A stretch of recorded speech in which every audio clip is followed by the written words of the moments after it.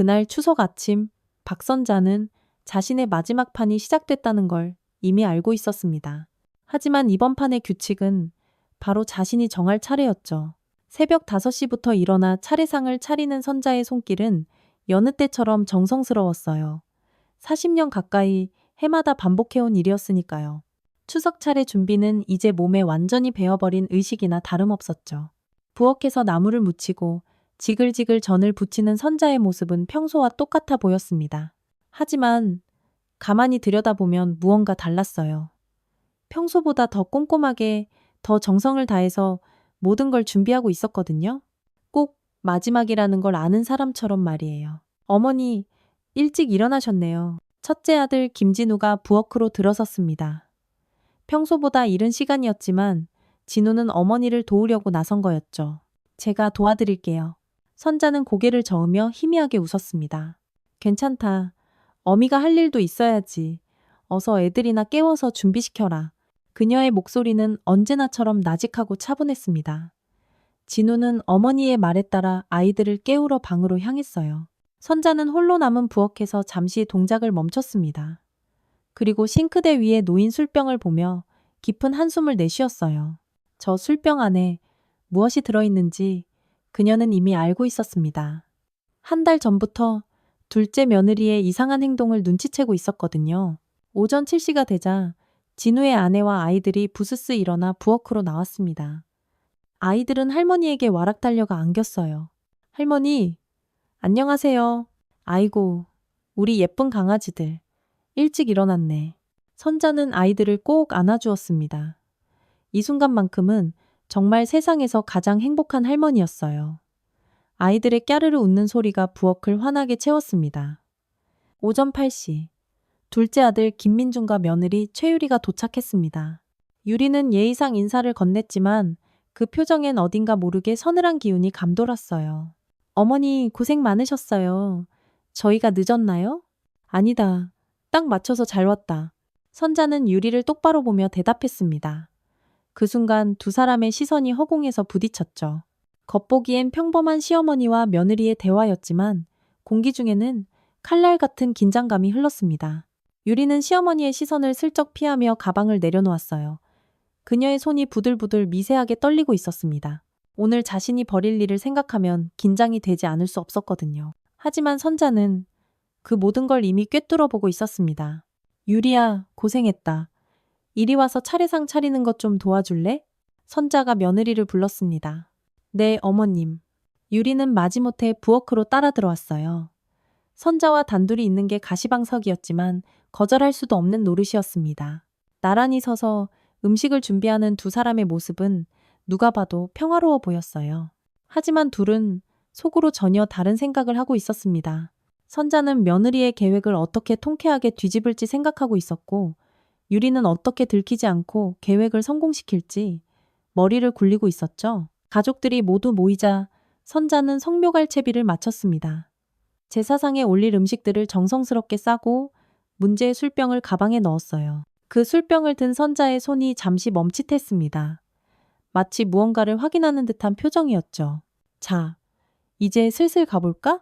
선자의 목소리에는 평소와 다른 결의가 서려 있었습니다. 하지만 가족 중 누구도 그걸 눈치채지 못했어요. 아니, 어쩌면 애써 눈치채려 하지 않은 걸지도 모릅니다. 다들 제각각 다른 생각에 빠져 있었으니까요. 차에 오르면서 유리는 시어머니를 힐끗 쳐다봤습니다. 선자는 창밖을 보며 깊은 생각에 잠긴 듯 보였어요. 유리의 입가에 거의 보이지 않는 미소가 스쳐 지나갔습니다. 그녀는 오늘이 이 지긋지긋한 모든 것의 끝이라고 생각했거든요. 하지만 선자는 달랐습니다. 그녀에게 오늘은 끝이 아니라 새로운 시작이었어요. 40년간 참고 또 참아왔던 모든 것을 제자리로 돌려놓을 시간이 온 것이죠. 그녀는 이미 모든 진실을 알고 있었고 모든 준비를 끝마친 상태였습니다. 차 안의 무거운 정적 속에서 두 여자의 숨막히는 심리전이 벌어지고 있었어요. 가족묘지에 도착했을 때는 오전 10시가 조금 넘은 시간이었습니다. 가을 햇살이 따스하게 내리쬐는 평화로운 풍경이었어요. 다른 성묘객들도 여럿 보였죠. 아이들의 웃음소리와 어른들의 정담이 어우러져 정겨운 분위기를 자아냈습니다. 선자는 아주 능숙한 손놀림으로 제사상을 차렸습니다. 40년 가까이 해온 일이라 이건 뭐 눈 감고도 할 수 있을 정도였어요.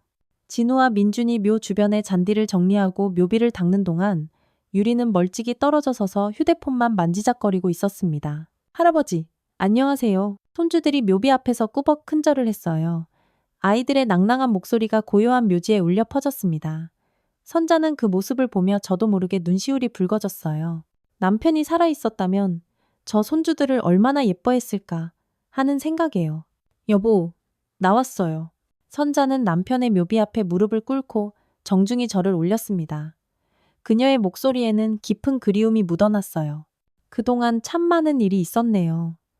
이제 다 정리할 때가 온 것 같아요. 제사를 지내는 동안 선자는 유독 오랫동안 고개를 숙이고 있었습니다. 마치 남편과 무언가 소곤소곤 대화를 나누는 것만 같았어요. 진우는 그런 어머니의 모습을 보며 마음이 짠해졌습니다. 아버지가 돌아가신 지 10년이 넘었지만 어머니는 여전히 아버지를 가슴에 품고 계셨으니까요. 여보, 오늘 모든 게 끝날 것 같아요. 당신이 내게 남겨준 마지막 선물을 이제야 쓸 때가 됐네요. 선자가 마음속으로 남편에게 속삭였습니다.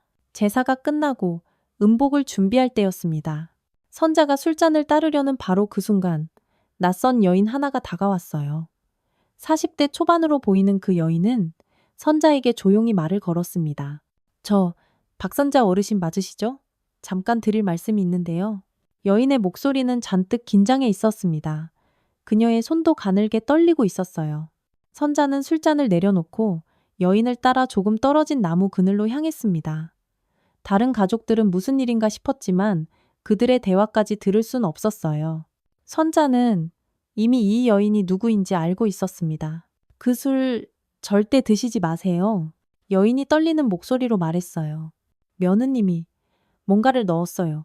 제가 똑똑히 봤어요. 어젯밤에 그 여자가 술병에 이상한 걸 넣는 걸 봤단 말이에요. 하지만 선자의 표정에는 조금의 변화도 없었습니다. 마치 다 알고 있었다는 듯한 반응이었죠. 고맙다. 이름이 뭐니? 이수진이에요. 최유리 씨와는 과거에 악연이 좀 있어요. 제 친구가 그 여자 때문에 인생을 망쳤거든요. 자세한 이야기는 나중에 드릴게요. 알겠다. 나도 이미 짐작하고 있었어. 선자가 나직이 말했습니다. 날 걱정해줘서 고맙다만 이건 내가 알아서 할 일이다. 수지는 선자의 침착함에 할 말을 잃었어요. 정말 괜찮으시겠어요? 위험할 수도 있는데. 괜찮다. 오히려 잘 됐지. 네가 증인이 되어줄 수 있을 테니. 선자는 의미심장한 미소를 지었습니다. 선자는 고개를 끄덕이고 아무 일 없었다는 듯이 가족들에게 돌아갔어요. 정말 너무나도 자연스럽게요. 하지만 그녀의 마음속에서는 이미 계획의 마지막 단계가 실행되고 있었습니다. 어머니 누구세요? 유리가 신경질적으로 물었습니다. 혹시 자신의 계획이 들통난 건가 하는 불안감이 목소리에 가득했어요. 아, 옛날에 알던 사람이야. 선자는 담담하게 대답하며 술잔을 들었어요. 그런데 바로 그때 이상한 일이 벌어졌습니다. 선자가 유리의 술잔과 자신의 술잔을 슬쩍 바꿔버린 것이죠. 어머니, 그건 제 잔. 유리가 당황해서 소리쳤지만 선자는 이미 술을 한 모금 마신 뒤였습니다. 괜찮다. 어차피 똑같은 술인데 뭐. 선자의 목소리는 더없이 평온했어요. 하지만 그 순간 유리의 얼굴이 새하얗게 질렸습니다. 자신이 공들여 준비한 독이 든 술잔을 시어머니가 아니라 자기가 마시게 된 상황이 벌어진 거예요. 어머님, 그 술잔은 유리가 다급하게 말을 잊히려 했지만 이미 때는 늦었습니다. 10분쯤 지났을까요? 유리가 갑자기 배를 움켜쥐며 소리를 지르기 시작했어요. 아, 아파요. 배가 너무 아파요. 그녀는 식은땀을 비 오듯 흘리며 그 자리에 쓰러졌습니다. 자신이 준비한 독이 바로 자신의 몸을 파고들고 있었던 겁니다. 민준이 허둥지둥 유리를 부축했어요. 여보, 괜찮아. 이게 무슨 일이야. 선자는 침착하게 119에 전화를 걸었습니다. 그녀의 손은 조금도 떨리지 않았어요. 마치 이 모든 상황을 아주 오래전부터 지켜보고 있었던 것처럼요. 다른 성묘객들이 웅성거리며 모여들기 시작했고 평화롭던 묘지는 순식간에 아수라장이 되었습니다. 병원 응급실은 살얼음판 같은 긴장감으로 가득했습니다. 유리는 중독 증세로 응급처치를 받고 있었고 가족들은 복도에서 초조하게 결과를 기다리고 있었어요. 민주는 손을 부들부들 떨며 닫힌 응급실 문만 멍하니 바라보고 있었습니다. 아내의 목숨이 위험할지도 모른다는 생각에 제정신이 아니었죠. 도대체 뭘 잘못 먹은 거야? 민준이 혼잣말처럼 중얼거렸어요. 그의 목소리에는 절망감이 뒤섞여 있었습니다. 진우는 동생의 어깨를 두드리며 위로했지만 자신도 이 상황이 도무지 이해되지 않았어요. 진정해, 민준아. 의사 선생님이 잘 치료해 주실 거야. 그때 경찰관 2명이 도착했습니다. 병원 측에서 의심스러운 중독 사건으로 판단해 신고를 한 것이었죠. 중년의 남자 형사와 젊은 여자 형사가 응급실 앞으로 다가왔습니다. 가족분들이시죠?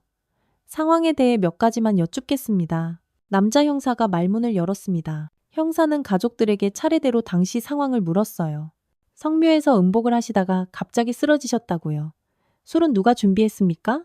제가 했습니다. 선자가 차분하게 대답했어요. 그녀의 목소리에는 한치의 떨림도 없었습니다. 오히려 너무 침착해서 형사들이 의아하게 생각할 정도였어요. 그런데 환자분과 어머님께서 술잔을 바꿔 드셨다고 하던데 맞습니까? 네, 맞습니다. 선자는 거짓말 하나 보태지 않고 솔직하게 대답했습니다. 그 말에 민준이 어머니를 날카롭게 쏘아봤어요. 어머니, 설마 그의 목소리에는 노골적인 의심이 섞여 있었습니다. 평소 어머니와 아내 사이가 좋지 않았다는 걸 잘 알고 있었으니까요. 뭘 설마라는 거냐? 선자는 아들을 똑바로 마주보며 물었어요. 그녀의 눈빛에는 차가운 서리가 내려앉아 있었습니다. 제 아들이 제 어미를 의심하고 있다는 사실에 대한 깊은 실망감이었죠. 어머니가 일부러 그러신 건 아니죠. 민준의 질문에 옆에 있던 진우가 기겁하며 소리쳤습니다. 김민준, 너 지금 그게 무슨 말버릇이야.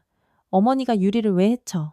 진우가 버럭 화를 냈지만 민준은 물러서지 않았습니다. 평소에 형수님 싫어하셨잖아요. 그리고 술잔도 이상하게 바꿔서 드시고 수상하잖아요. 민준의 목소리는 점점 더 커졌습니다. 민준아, 진정해. 어머니가 그럴 분이 아니시잖아. 진우가 동생을 말렸지만 민준은 이미 의심의 눈초리로 어머니를 범인 취급하고 있었어요. 형사가 수첩에 무언가를 적으며 물었습니다. 술잔을 바꾸신 특별한 이유라도 있었습니까? 선자가 천천히 답했어요. 그냥 며느리 잔이 더 예뻐 보여서 바꿔 마셨습니다. 그게 뭐 문제라도 되나요? 그녀의 대답은 너무나 태연하고 자연스러웠어요. 특별한 이유는 없으셨고요? 네, 없었습니다. 바로 그때 응급실 문이 열리고 의사가 나왔습니다. 환자는 의식을 회복했습니다. 다행히 생명에는 지장이 없어요. 하지만 명백히 독성 물질에 중독된 것으로 보입니다. 정확한 원인을 알려면 정밀 검사가 필요합니다. 독성 물질이라고요? 형사가 되물었습니다.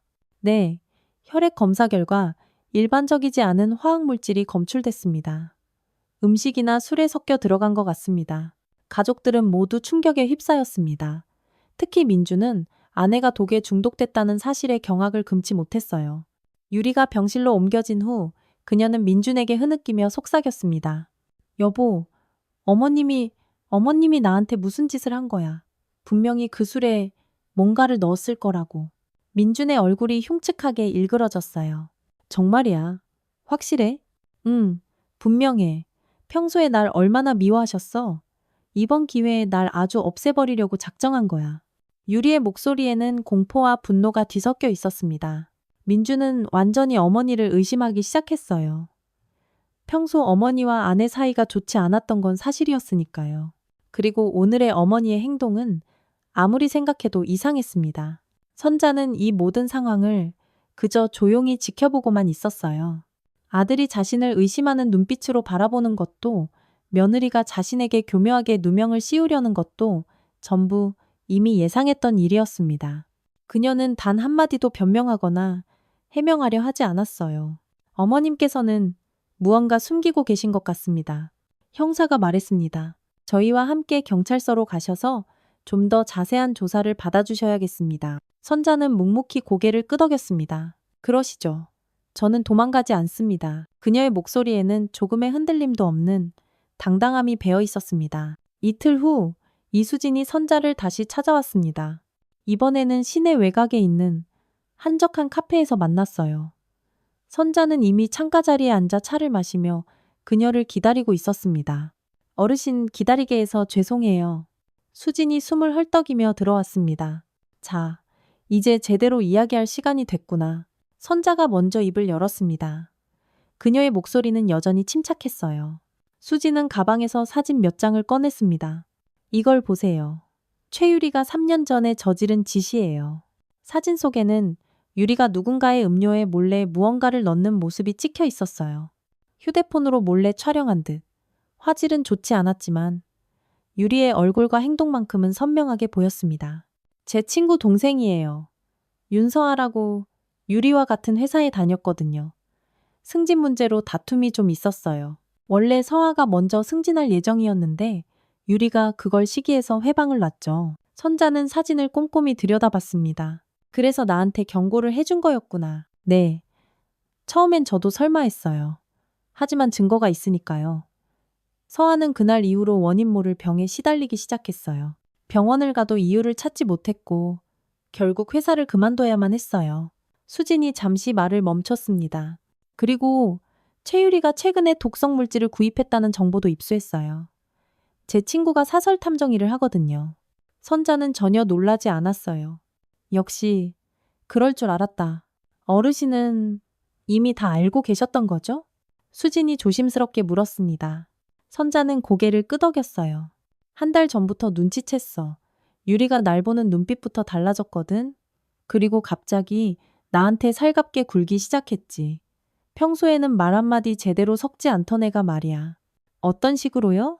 차도 타다 주고 어깨도 주물러주고 평소 그 애라면 절대 하지 않을 짓들을 했어. 그래서 이건 필시 무슨 꿍꿍이가 있구나 생각했지. 선자가 씁쓸하게 웃었습니다. 그럼 왜 일부러 술잔을 바꿔 마신 거예요?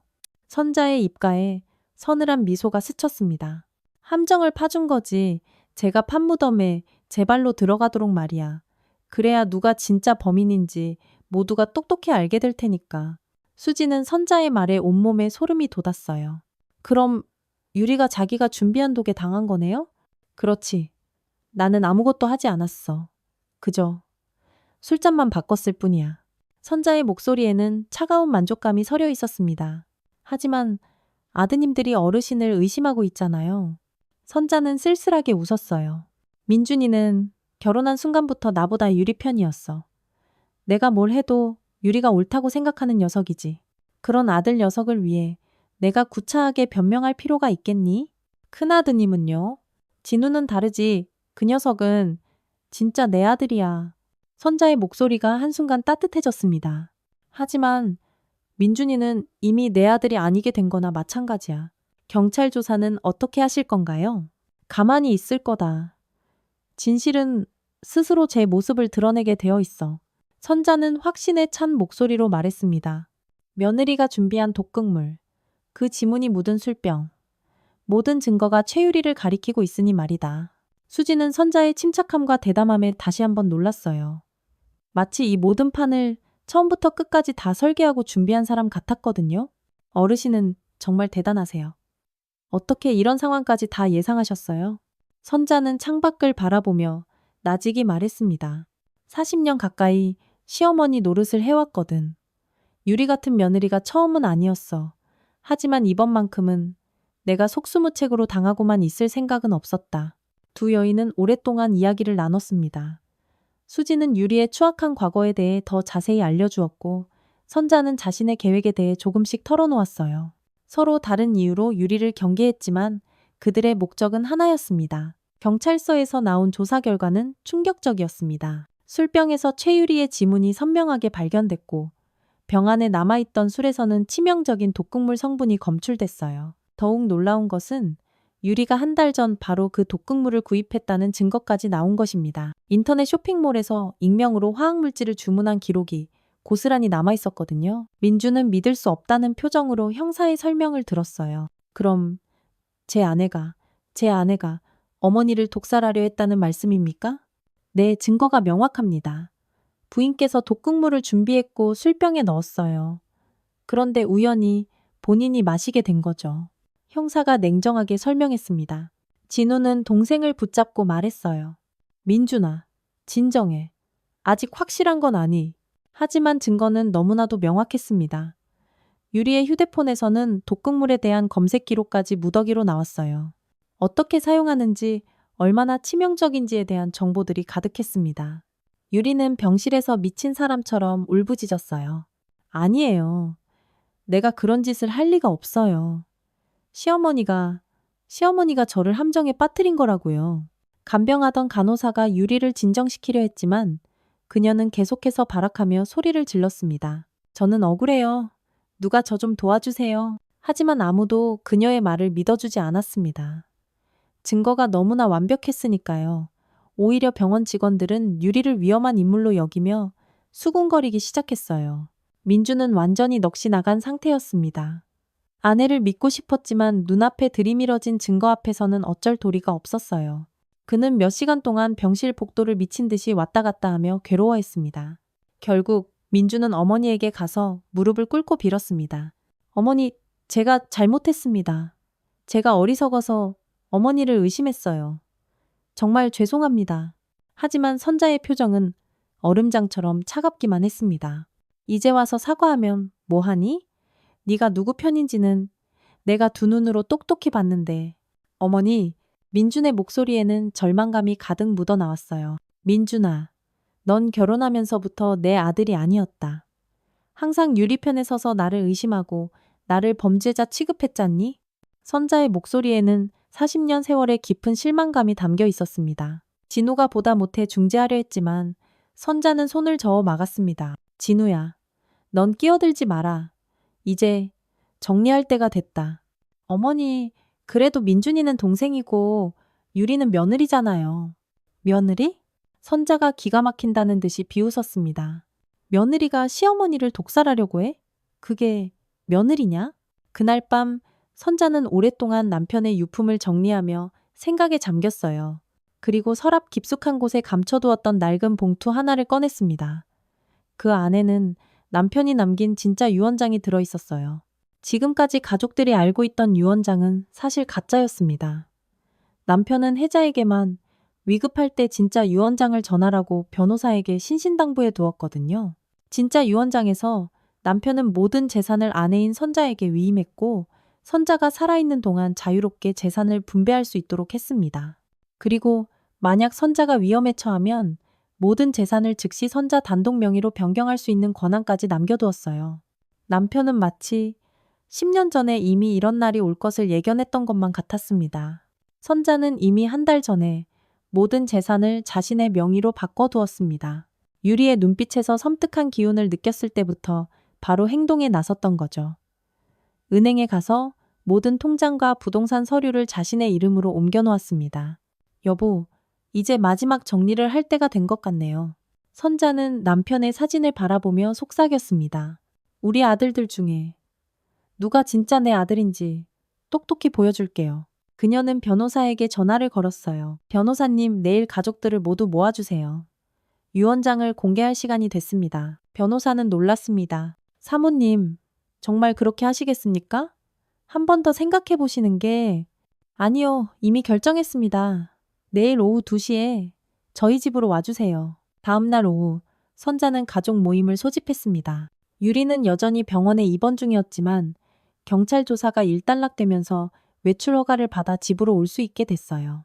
민준이 휠체어에 유리를 태우고 무거운 표정으로 집에 도착했습니다. 변호사도 약속된 시간에 맞춰 자리에 참석했어요. 거실에는 온 가족이 모였습니다. 첫째 진우와 그의 아내, 아이들까지 모두 와 있었죠. 아이들은 어른들의 심각한 분위기에 어리둥절한 표정으로 서로 눈치만 보고 있었습니다. 오늘 여러분을 부른 이유는 아버님의 유언장에 대해 다시 이야기하기 위해서입니다. 선자가 침착하게 말을 시작했어요. 진우와 민주는 의아한 표정을 지었습니다. 어머니, 아버지 유언장은 이미 공개됐잖아요. 형님이 대부분 물려받는 걸로. 선자가 희미하게 미소를 지었어요. 그건 가짜였어. 네? 뭐라고요? 민준이 경악하며 되물었습니다. 휠체어에 앉아있던 유리도 믿을 수 없다는 표정이었어요. 변호사가 서류 봉투를 꺼내며 설명했습니다. 고인께서는 2개의 유언장을 남기셨습니다. 하나는 가족들에게 공개된 것이고 다른 하나는 사모님께만 전달하라고 하신 진짜 유언장입니다. 그게 무슨 말도 안 되는 유리가 떨리는 목소리로 말했어요. 고인께서는 모든 재산을 사모님께 위임하셨습니다. 그리고 사모님께서 생전에 누구에게든 자유롭게 분배할 수 있도록 하셨습니다. 변호사가 유언장을 차분히 읽어나갔습니다. 가족들은 그야말로 충격에 빠졌어요. 특히 유리의 얼굴은 핏기 하나 없이 새하얗게 질렸습니다. 자신이 그토록 노리던 막대한 유산이 애초에 존재하지도 않았다는 뜻이었으니까요. 또한 고인께서는 특별 조항을 남기셨습니다. 만약 사모님께서 위험에 처하거나 가족 내에서 배신을 당할 경우 모든 재산을 사모님 단독 명의로 즉시 변경할 수 있다고 명시하셨습니다. 선자가 다른 서류 뭉치를 테이블 위에 올려놓았습니다. 그래서 1달 전에 모든 재산을 내 명의로 바꿨다. 내 아내가 나를 해치려 한다는 걸 알았을 때 말이다. 어머니, 그럼 저희는? 민준이 당황해서 물었습니다. 너희는 이제 내가 정하는 대로 받게 되는 거다. 선자의 목소리에는 칼날 같은 단호함이 실려 있었습니다. 유리가 다급하게 소리쳤어요. 어머님, 제가 언제 어머님을 해치려 했다고 그러세요. 저는 억울해요. 선자가 유리를 똑바로 쏘아봤습니다. 억울하다고? 네가 독극물을 준비한 건 이미 증거로 다 드러났잖니. 그건 어머님이 저를 함정에 빠뜨리신 거잖아요. 함정? 선자가 코웃음을 쳤어요. 내가 언제 너한테 독을 사라고 시켰니? 내가 언제 너한테 그걸 술에 타라고 시켰어? 유리는 그만 할 말을 잃었습니다. 주변 가족들의 싸늘한 시선이 모두 자신에게 모처럼 밝히고 있었어요. 선자가 말을 이었습니다. 나는 그저 술잔을 바꿨을 뿐이다. 독을 준비한 건 네 선택이었고 그걸 사용하려 한 것도 네 선택이었어. 진우가 조심스럽게 물었습니다. 어머니, 그럼 처음부터 유리가 어머니를 해치려 한다는 걸 알고 계셨던 건가요? 1달 전부터 알았지. 네 동서가 갑자기 나한테 필요 이상으로 친절해지더구나. 그래서 이상하다 여겼다.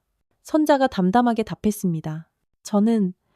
저는 정말 유리가 흐느끼며 말했지만 이제 아무도 그녀의 말을 믿어주지 않았어요. 선자가 마지막으로 말했습니다.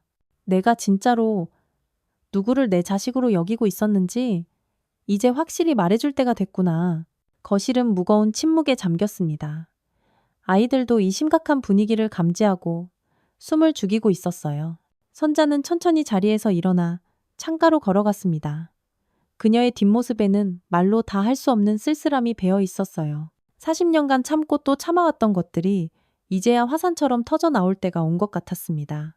오후에 햇살이 창문을 통해 들어와 선자의 마른 어깨를 따스하게 비추고 있었어요. 진우야. 네, 어머니. 너는 지금까지 나를 위해 살았다. 결혼하고 나서도 늘 이 늙은 어미를 걱정했고 무슨 일이 있으면 제일 먼저 달려와 줬지. 선자가 진우를 돌아보며 말했어요. 그녀의 목소리에는 깊은 애정이 담겨 있었습니다. 진우는 어머니의 말에 가슴이 뭉클해져 고개를 숙였어요. 어머니가 아플 땐 밤새 곁을 지켰고 내가 외로울 땐 손주들을 데리고 와서 함께 웃어줬어. 그런 네 마음을 내가 어떻게 잊겠니? 선자가 이번에는 민준을 바라봤습니다. 민준아, 너는 결혼하면서부터 변했다. 내가 네 처와 의견이 다르면 너는 항상 네 처의 편을 들었고 내가 틀렸다고 생각했지. 어머니, 그건 민준이 변명하려 했지만 선자는 손을 들어 막았어요. 더 중요한 건 너는 나를 믿지 않았다. 내 아내가 쓰러졌을 때 가장 먼저 이 어미를 의심했잖니. 내가 너희를 해칠 거라고 생각했어. 민준의 얼굴이 하얗게 질렸습니다. 어머니, 그때는 제가 너무 당황해서 선자의 목소리가 얼음처럼 차가워졌습니다. 40년 동안 너를 키우고 사랑해온 어미를 너는 단 1초의 망설임도 없이 범죄자 취급했어. 거실에 있던 모든 사람들이 숨을 죽였습니다. 아이들마저도 할머니의 서늘한 목소리에 움찔했어요. 선자가 마침내 결정적인 선고를 내렸습니다. 그래서 결정했다. 나의 모든 재산은 진우와 진우의 아이들에게 줄 것이다. 민준이와 최유리, 너희에게는 단 한 푼도 주지 않을 거다. 어머니, 유리가 휠체어에서 떨어질 듯이 소리쳤어요. 이러실 순 없어요. 저희도 가족이잖아요. 선자가 차갑게 쏘아붙였습니다. 가족? 가족이 가족을 독살하려고 해? 가족이 가족을 의심하고 경찰에 신고부터 하니? 어머님 제발. 유리가 울부짖으며 애원했지만 선자는 돌아보지도 않았어요. 바로 그때 문 밖에서 부산한 발걸음 소리가 들렸습니다. 경찰들이 유리를 체포하러 온 것이었어요. 추가 조사 결과 유리가 과거에도 비슷한 범죄를 저질렀다는 증거가 확보되었거든요. 이수진이 제공한 사진과 증언이 결정적이었습니다. 최유리 씨 독극물 살인 미수 혐의로 긴급 체포합니다. 형사가 다가와 유리의 손에 차가운 수갑을 채웠습니다. 유리는 끝까지 발버둥 쳤습니다. 아니에요. 시어머니가 저를 함정에 빠뜨린 거라고요. 저는 억울해요. 하지만 모든 증거는 명백했어요. 유리가 독극물을 구입한 기록, 술병에 남은 그녀의 지문, 그리고 과거의 유사 범죄 기록까지 모든 것이 그녀의 죄를 입증하고 있었습니다. 민주는 아내가 경찰의 손에 끌려나가는 모습을 보며 그대로 무너져 내렸습니다. 그는 무릎을 꿇고 어머니 앞에 엎드려 울부짖었어요. 어머니, 제가 다 잘못했습니다. 제가 어리석어서 어머니를 믿지 못했어요. 제발 용서해 주세요. 선자는 제 발치에 엎드린 아들을 그저 조용히 내려다보며 말했습니다. 민준아, 이미 늦었다. 자식이라고 해서 모든 걸 덮어주고 감싸주는 건 아니야. 가족이라고 해서 무조건 함께 가는 것도 아니고, 어머니, 제발 한 번만 기회를 주세요. 제가 다 변할게요. 너는 이미 선택했다. 이 어미보다 네 아내를 선택했고, 가족이라는 믿음보다 네 개인의 감정을 선택했어. 이제 그 선택의 결과를 받아들여야지. 민주는 어머니의 차가운 말에 완전히 절망했어요. 그제야 자신이 얼마나 큰 실수를 저질렀는지 뼈저리게 깨달았지만 이미 모든 것은 돌이킬 수 없는 강을 건너버린 후였습니다. 진우가 어머니에게 다가갔습니다. 어머니, 이제 그만하세요. 민준이도 충분히 깨달았을 거예요. 진우야, 내 착한 마음은 안다만 어떤 일들은 되돌릴 수 없는 법이야. 신뢰라는 건 한 번 깨지면 다시 붙이기가 참으로 어려운 것이란다. 선자는 창밖을 바라보며 나직이 말했습니다. 이제 정말 다 끝났구나. 한 달 후 선자는 진훈의 가족과 함께 거실에서 가족 사진을 찍었습니다. 손주들이 할머니 곁에서 제잘거리며 환하게 웃고 있었어요. 아주 오랜만에 되찾은 평화로운 가족의 모습이었습니다. 사진작가의 카메라 렌즈에는 꾸밈없는 진짜 행복한 미소들이 담겨 있었어요. 할머니, 우리 다음에 또 놀러 와도 돼요? 손녀가 선자의 손을 꼭 잡으며 물었어요. 그럼 언제든지 와야지, 우리 강아지. 선자의 얼굴에 따뜻한 미소가 번졌습니다. 지난 한 달간 잃어버렸던 평온함이 조금씩 제자리를 찾아오고 있었어요. 아이들의 맑은 웃음소리가 집안을 가득 채웠습니다. 진우는 어머니를 바라보며 미안한 마음이 들었습니다. 어머니 민준이 일로 마음고생 많으셨죠? 선자는 조용히 고개를 저었어요. 다 정리된 일이다. 더는 생각하지 않으려고 해. 하지만 그녀의 목소리 끝에는 여전히 지울 수 없는 아픔이 배어 있었습니다. 그래도 어머니한테는 두 아들 모두 소중하시잖아요. 진우야, 너는 참 마음이 착한 아이구나. 하지만 어떤 선은 넘으면 안 되는 거다. 가족이라는 이름으로 모든 걸 용서하고 모든 걸 덮어줄 수는 없어. 그때 저 멀리 담장 너머로 민준이 서 있는 것이 보였습니다. 그는 멍하니 이쪽 집을 바라보고 있었어요. 몇 걸음 다가오는 듯 하다가 차마 더 오지 못하고 멈춰서서 어머니의 모습을 바라보고 있었습니다. 아내가 감옥에 들어간 후 그는 완전히 다른 사람이 되어버렸어요. 깊은 후회와 자책으로 하루하루를 보내는 듯한 모습이었죠. 민준의 모습은 말할 수 없이 초라했습니다. 한 달 사이에 훌쩍 야위었고 옷차림도 되는 대로 걸친 듯 허름했어요. 그는 거의 매일같이 이렇게 집 앞에 와서 멀리서나마 어머니를 바라보다가 돌아가곤 했습니다. 선자는 민준을 보았지만 이내 고개를 돌려 외면했습니다. 그녀에게 민준은 이미 남의 아들이나 다름없게 되어버렸어요. 아무리 피를 나눈 자식이라 해도 한 번 무너진 신뢰의 벽은 쉽게 다시 세워지지 않았습니다. 민준은 한참을 그렇게 우두커니 서 있다가 결국 힘없이 돌아섰습니다. 그의 축 처진 뒷모습은 세상 모든 슬픔을 짊어진 듯 쓸쓸했어요. 어머니의 용서를 빌고 싶었지만 차마 다가갈 용기가 나지 않았습니다. 진우가 어머니에게 말했습니다. 어머니, 그래도 민준이한테 한 번만 기회를. 진우야, 내 착한 마음은 고맙지만 안 된다. 어떤 일들은 돌이킬 수가 없어. 사진을 다 찍은 후 선자는 홀로 남아 남편의 제사상 앞에 조용히 앉았습니다. 그녀는 가방에서 작은 사진 한 장을 꺼냈어요. 어릴 적 민준과 함께 환하게 웃고 있는 사진이었습니다. 사진은 여러 번 접었다 폈다를 반복했는지 모서리가 닳고 구겨져 있었어요. 여보, 내가 너무 냉정했던 걸까요? 선자는 남편의 영정 사진을 보며 희미하게 속삭였습니다. 하지만 자식에게 배신당한 이 마음을 대체 어떻게 해야 할지 모르겠어요. 그녀는 한참을 사진을 바라보다가 서랍 가장 깊숙한 곳에 넣어버렸어요. 이제는 정말로 과거의 아픈 기억들까지 모두 정리할 때가 온 것 같았습니다. 창밖으로 붉은 저녁 노을이 지고 있었어요. 선자는 창가에 서서 그 노을을 가만히 바라봤습니다. 40년간 지켜온 가족이 이렇게 한순간에 흩어질 줄은 몰랐지만 이상하게도 이제는 마음이 편안했어요. 진짜 내 가족이 누구인지 확실해졌으니까요.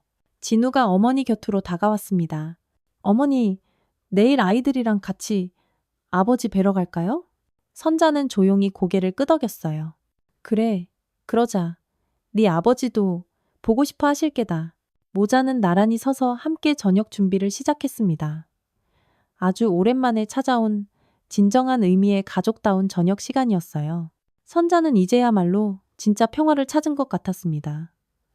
비록 너무나 아픈 대가를 치렀지만 그녀는 자신의 선택을 후회하지 않았어요. 손주들이 할머니 주위를 맴돌며 제잘거렸습니다. 할머니, 내일 또 올게요. 할머니가 해준 밥이 세상에서 제일 맛있어요. 선자는 아이들을 보며 진심으로 행복한 미소를 지었습니다. 이제는 정말로 소중한 사람들만 곁에 남았어요. 가족의 진짜 의미를 뼈아픈 상처와 함께 다시 깨닫는 순간이었습니다. 저 멀리서 민주는 여전히 집을 바라보고 있었지만 선자는 더 이상 돌아보지 않았습니다. 그녀에게는 이제 진짜 가족만이 남아있을 뿐이었으니까요. 그것은 끝이 아닌 새로운 시작이었습니다.